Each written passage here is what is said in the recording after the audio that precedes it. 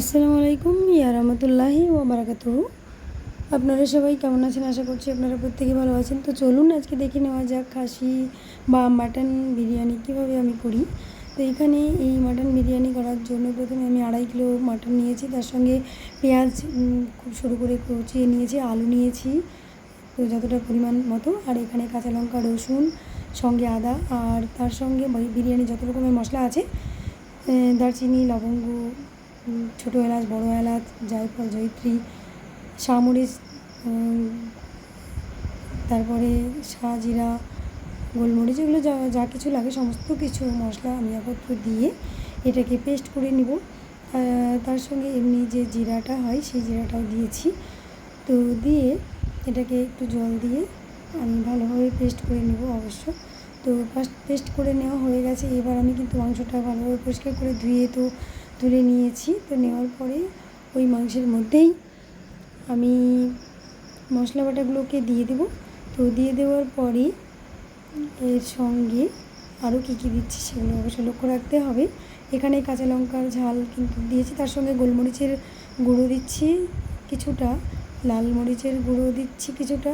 তো দিয়ে এবার সঙ্গে রঙের জন্য হলুদ স্বাদ মতো, তার সঙ্গে স্বাদ মতো লবণ, আর সঙ্গে ধনিয়া গুঁড়ো। এখানে গোটা ধনিয়া আমি দিইনি, সঙ্গে ধনিয়া পেস্ট করা সেটা আমি 1 চামচ মতো এখানে দিয়ে দেব।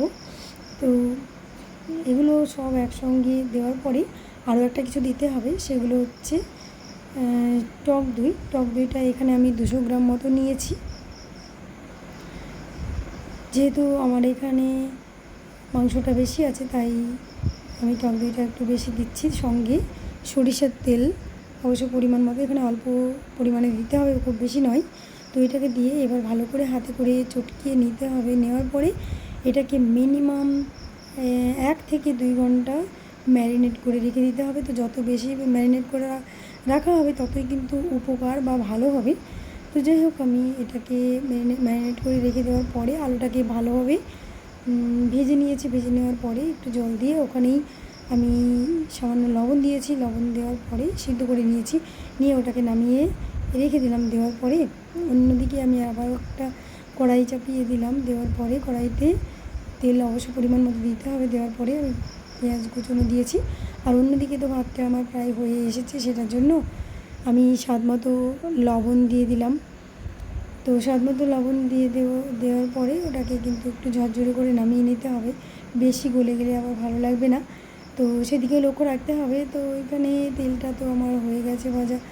তো এবার আমি পেঁয়াজগুলোকে আমি দিয়েছিলাম, তো দই দিয়ে ওগুলোকে লাল করে ভেজে তুলে নিয়েছি। তো তুলে নেওয়ার আগে অবশ্য স্বাদ মতো লবণ দিয়ে পেঁয়াজগুলোকে ভেজে তুলে নিয়েছি। নেওয়ার পরে এই আবারও তেল কিছুটা যদি লাগে তাহলে সেই তেল দিয়ে পেঁয়াজ আমি দিয়েছি কিছুটা, বেশি নয়, অল্প পরিমাণ পেঁয়াজ দিয়ে পেঁয়াজটাকে একটু ভালোভাবে নাড়াচাড়া করে নিয়ে লালচে করে ভেজে নিয়ে যে ম্যারিনেট করা মাংস ছিল সেটা আমি পুরোটাই এর মধ্যে দিয়ে দিয়েছি। দেওয়ার পরে এটাকে ভালোভাবে কিন্তু কষিয়ে নিতে হবে। আর মাটনগুলো খুব ভালো করে কষিয়ে নিতে হবে, তা নাহলে কিন্তু অতটা ভালো লাগবে না।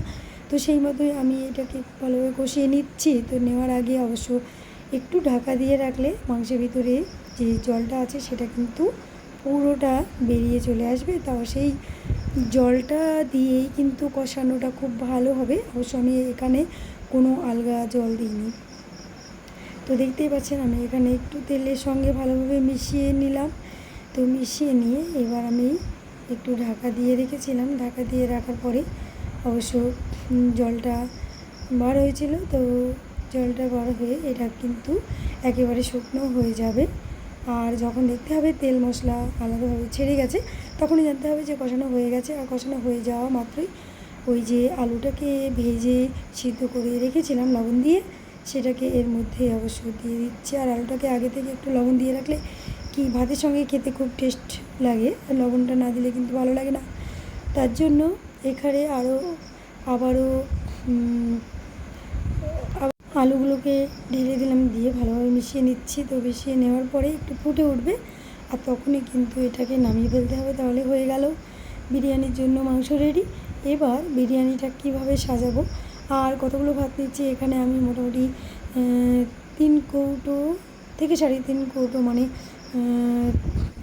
কৌটো চাল নিয়েছি, মানে এখানে 2 কেজির কম চাল নিয়েছি। তো আমাদের এখানে বাড়ির মিস্ত্রিগুলোও খাবে, তার জন্য আমি আজকে ভাবলাম যে ফ্রিজে মাংস তো আছে, তার জন্য আমি চটপট বানিয়ে ফেললাম বাড়িতেই তৈরি বিরিয়ানি। তো শুধু আমরা কি একাই খাবো, মিস্ত্রিদেরও অবশ্য ভালোবাসতে হয়, তো সেই জন্য আমি বানিয়ে ফেললাম।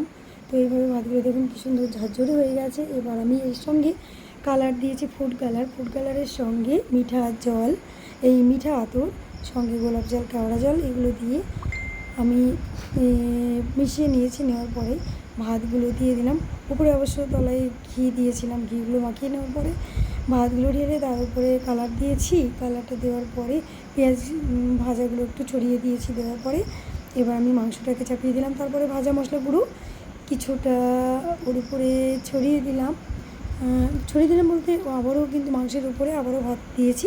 দেওয়ার পরে ওই মশলাটাকে ছড়িয়ে দিয়ে বাকি যে কালারটা ছিল ফুড কালার অবশ্য, সেই কালারটা আমি এখানে দিয়ে দিলাম। দিয়ে দেওয়ার পরে এটাকে আবারও চারিদিকে পেঁয়াজ ভাজাগুলোকে ছড়িয়ে নিচ্ছি।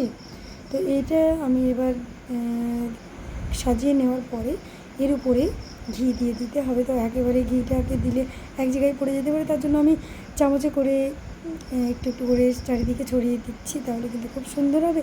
তো এখানে যাই হোক খুব ভালো করে কিন্তু ঘিগুলোকে দিতে হবে। আর এটা আমার বাড়ির বানানো ঘি, তাহলে তো আরও টেস্টফুল হয়। তো যাই হোক আমি এবার মানে ঘি দেওয়া কমপ্লিট করে ফেললাম। তো দিয়ে চামচটাকে একটু মুছে নিলাম, নিয়ে এবার ঢাকা দিয়ে রাখবো। তো ঢাকা দিয়ে রেখে এটাকে উনানে চাপিয়ে দিয়ে তারপরে নামিয়ে ফেললাম। গরম গরম পরিবেশন করতে হবে। যদি ভালো লাগে তাহলে আপনারাও ট্রাই করবেন। ভালো থাকবেন সবাই।